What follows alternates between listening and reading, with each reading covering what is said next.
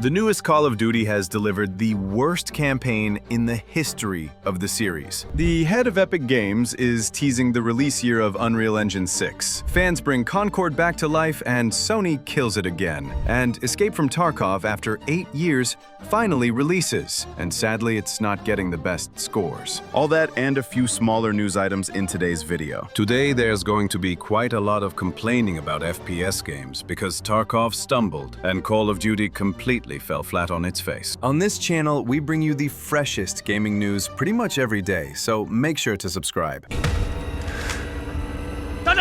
You can't kill me! You shoot, GI, you shoot!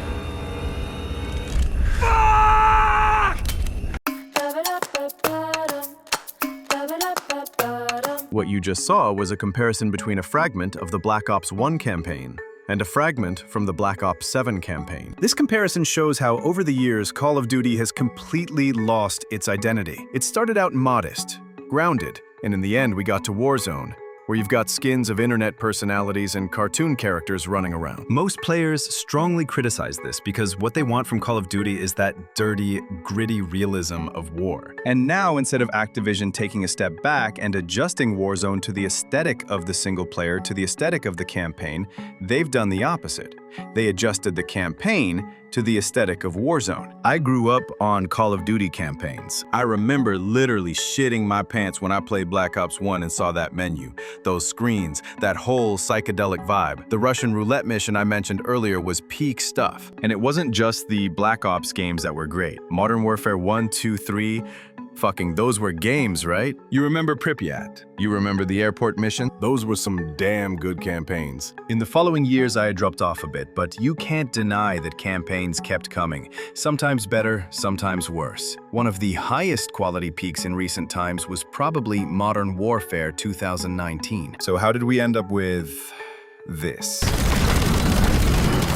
Black Ops 7's campaign completely forgets what made its predecessors great. Players are absolutely hammering the Black Ops 7 campaign in the first reviews. Black Ops 7 has the worst campaign in Call of Duty history. Steam reviews are mixed, only 42% positive. So what the hell happened? Where did it all go to shit? Well, some genius at Activision decided that instead of making a normal, cool, single-player scripted Hollywood-style action movie campaign, we'd get a campaign designed first and foremost around multiplayer, around co-op. Of course, these elements did show up in some previous CODs, but they were never the main thing. They were always a nice little extra you could play on 2 pads with a buddy. Here, the missions play out like matchmaking. When you get disconnected, you lose a big chunk of your progress. There's no pause, even if you're playing solo. Hitting escape doesn't stop the game, and that still wouldn't be its biggest problem, if the actual structure of the campaign was at least decent.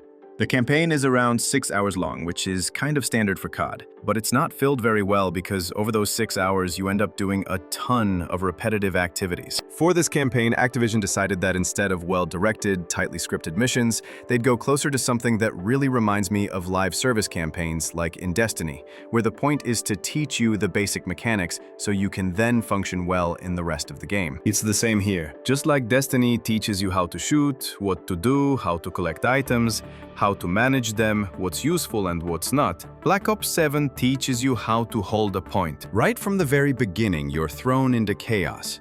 Missions with no rhyme or reason where you just keep defending against waves of enemies. On top of that, mobs don't die from a single headshot. They're robots, spiders, zombies, and you have to pump a lot of bullets even into regular human enemies. The campaign has missions where you have to hold certain points. There are tons of fetch-style missions, like kill this target we've given you a contract on, obviously with endless waves of enemies in the background. There are puzzle segments like in Marvel's Spider-Man or in Dispatch. There are also open-world style segments in an area called Avalon. And don't be fooled, Avalon is literally the new Warzone map. Activision basically decided that since they're making a new map for Warzone, they might as well reuse it for a few missions in the Black Ops 7 campaign. There's a mission where we team up with zombies and push a cart, which is a throwback to Black Ops 2. But the real peak of absurdity is the visions sections. Our characters walk into a kind of poison, something like Scarecrow's gas from Batman, which makes them hallucinate and have nightmares. And a large chunk of the campaign happens in those nightmares. We see scattered fragments of reality, surreal monsters, and we have to fight bosses there. Just look at this. Those bosses practically don't even have real attacks. They perform a few simple, scripted animations and then just send waves of enemies at us. Over those 6 hours, we'll fight a human Kai. We'll fight a mutated flower, and even the ghost of Menendez, who we can kill by dropping a huge machete from the sky onto him. Like, what the f***? This is still supposed to be Call of Duty. This is the same Call of Duty where we played Russian roulette. The same Call of Duty where we stormed an airport. One of the few more interesting things is that after finishing the campaign, we unlock an endgame mode, basically a COD-style extraction mode. You drop onto a map, collect loot, and try to extract. There's also another funny thing. When you play solo, the gameplay doesn't match the narration at all. In the story, there are 4 of you, a proper 4-person squad, but in gameplay, you don't see your teammates.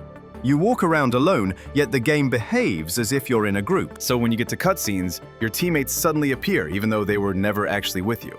Apparently, Activision didn't feel like implementing AI to control them. No wonder most people don't like this campaign. It also doesn't help that, as always, Activision hyped it up beforehand, saying this time it would be the biggest Call of Duty ever. And yeah, it did turn out to be the biggest dog shit. This whole campaign feels like it was cobbled together at the last minute, stitched from assets they already had lying around. And a campaign like this doesn't really help Activision compete with things like Battlefield or Arc Riders. If we look at how popular Black Ops 7 is, it doesn't look great. We only have data from Steam, and the default platform for COD is Battle.net and, of course, consoles, so the real popularity may be higher. But Steam still gives us some idea of how many people are playing at the same time. If we look at the graph, Black Ops 7 peaked at just 94,000 players, which looks very weak compared to previous entries. Black Ops 6 peaked at 300,000 players, and the average at best Modern Warfare 3 peaked at 189,000. Black Ops 7 looks like one big failure, and this year hasn't exactly been kind to Call of Duty. Electronic Arts finally woke up and released a new Battlefield that's been received well. Another rival, Arc Riders, also woke up. So it's no surprise that in 2025, the COD throne shook a bit. Even if the game still sells well, maybe this will finally push Activision to use their brains and do something interesting, instead of reheating the same old leftovers and hoping everyone will buy and praise it just because that's how it worked in the past. Maybe we finally reached a point where Call of Duty has some actual competition. There's another issue tied to Call of Duty, because it turned out that some of the in-game artwork was made using artificial intelligence. As you can see, it's styled to look like Studio Ghibli art, and it's full of typical AI artifacts that give it away immediately.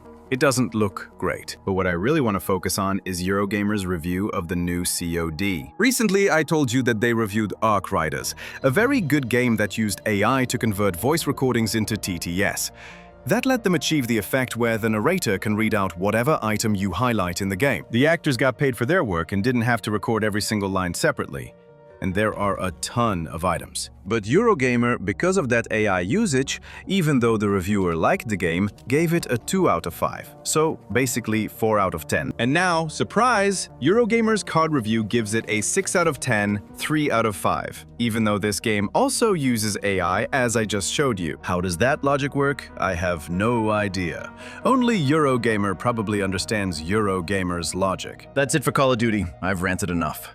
Let's move on. Valve recently announced new hardware. They showed a controller, some VR goggles, and most importantly, the Steam Machine, a small portable console/PC, depending on how you want to call it. Overall, it looks pretty decent, depending on what the final price will be. But that's not the most important thing today. The key thing is that there's a very high chance Valve will want to make or release a game alongside the launch of this console in 2026.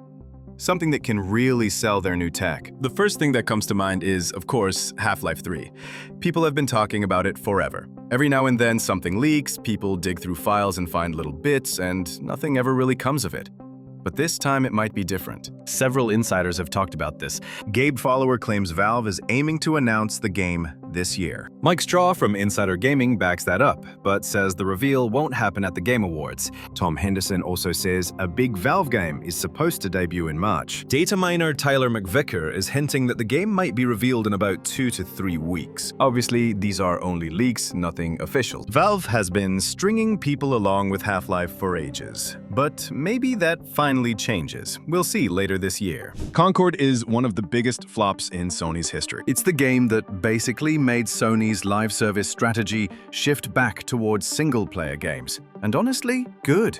The game was shut down after not even 2 weeks, but of course there are people who still want to play it. Now it's a collector's curiosity, the holy grail. Fans decided to make a mod that lets you play Concord again. A guy known as Red Rail iWalk managed to set up his own servers, and even though the game does work and you can play it, the experience is full of bugs and needs a lot more work. There were videos on YouTube showing this revived Concord, and it really was running, but unfortunately I can't show you any of that because Sony took the material down. The people behind the project also invited others to join in and play with them to test the server infrastructure, but they stopped because, as one of them wrote, invites to the project have been temporarily suspended due to worrying legal actions.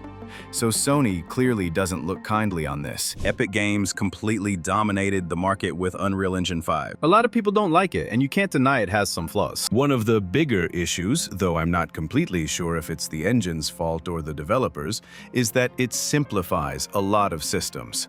It introduces very distinctive lighting that looks nice at first, but when you see it 30 times in 1 year across different games, you kind of get sick of it. Maybe Unreal Engine 6 will fix some of those problems. Tim Sweeney, the head of Epic Games, said at Unreal Fest Japan that over the next 2.5 years, the best parts of UE5 and the Fortnite ecosystem will merge, resulting in the birth of Unreal Engine 6. So we can roughly assume Unreal 6 will arrive in about 2.5 years. Escape from Tarkov, after 8 years, finally had its official release.